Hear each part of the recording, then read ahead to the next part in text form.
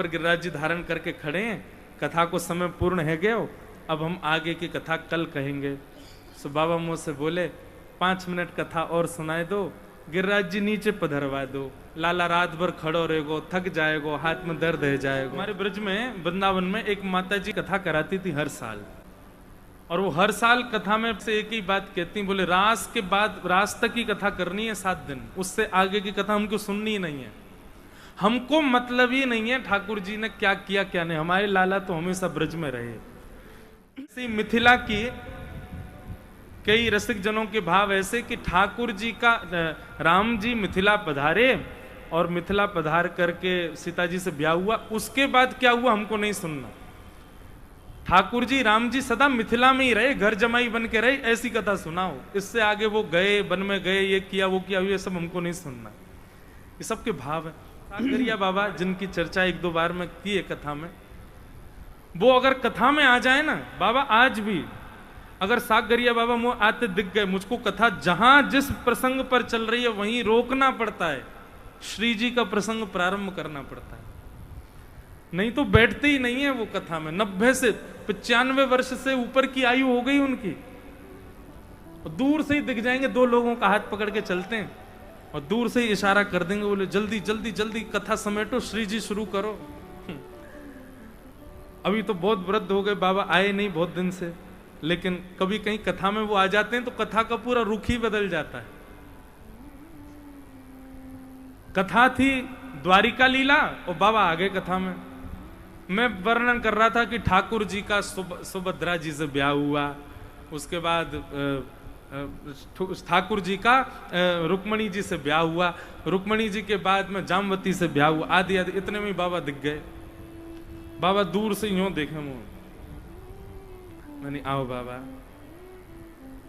बोले श्री जी के पद सुनाओ, तुरंत तुरंत कथा बदलनी पड़ती है। वहां श्री जी का कोई भाव कहीं से भी शुरू करो, कोई श्री जी की लीला होनी चाहिए। एक बार गोवर्धन लीला कह रहा था मैं, तो गोवर्धन लीला कहते कहते मैंने कही ठाकुर जी ने नख पर गिरिराज जी धारण कर लिए और लंबे चौड़े गिरिराज पर्वत धारण कर लिए, सब ब्रजवासीन की वार्ता हुई।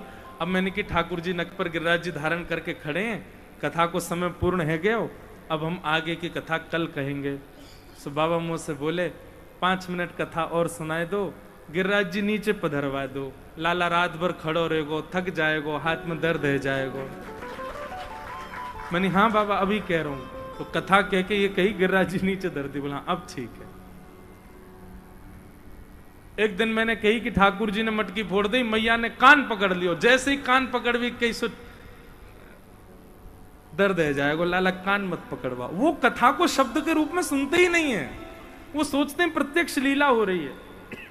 मैंने कि बाबा कान तो पकड़ो कन्हैया को, बोले तब पकड़ो होगो, मैं ना हो ना यहाँ हमारे यशोदा मैया रोक दे, तो मैं होता तो यशोदा मैया को कान नहीं पकड़न दे, तो ऐसे बाबा, तो ऐसे सब रसिक जन हैं। उन्होंने एक इतनी सुंदर एक बार चर्चा सुनाई कि लाल जी ने जब 7 दिन 7 रात्रि गिरिराज पर्वत धारण किए तो ठाकुर जी को ये जो बाम हस्त है ये नील पड़ गए हो। ठाकुर जी ऐसे खड़े रहे, नेक्सो से सूज गए और नीलो पड़ गए हो। तो ठाकुर जी ने जब गिरिराज जी नीचे धारण किए तो यशोदा मैया गई लाला के हाथ दबावे, अरे मैया मेरो लाला को ऐसो हाथ सूज गयो, पूरो नीलो पड़ गयो। ठाकुर जी बोले मैया तू काय को रो रही है? बोले लाला अब कहाँ औषधि लगाऊं, ऐसो नीरो पड़ गो मेरे लाला को हाथ। ठाकुर जी बोले मोए औषधि पतो है। बोले कहाँ है औषधि? बोले चल कोई कंदरा में चल रहे। और यशोदा मैया को लेकर के ठाकुर जी गिरी कंदरा में गए और मैया की गोद में पौड़ करके बोले अब मुंह को अपना दूध पिवाए दे, सोई मेरी पीड़ा दूर रह जाएगी मैया। और 7 बरस के लाला मैया की गोद में बैठ के दूध पीने लगे और ज्यों ज्यों दुग्ध को पान करें त्यों तो ठाकुर जी की वो नीलिमा दूर है जाए। ऐसी ऐसी लीला सुना में बाबा। तो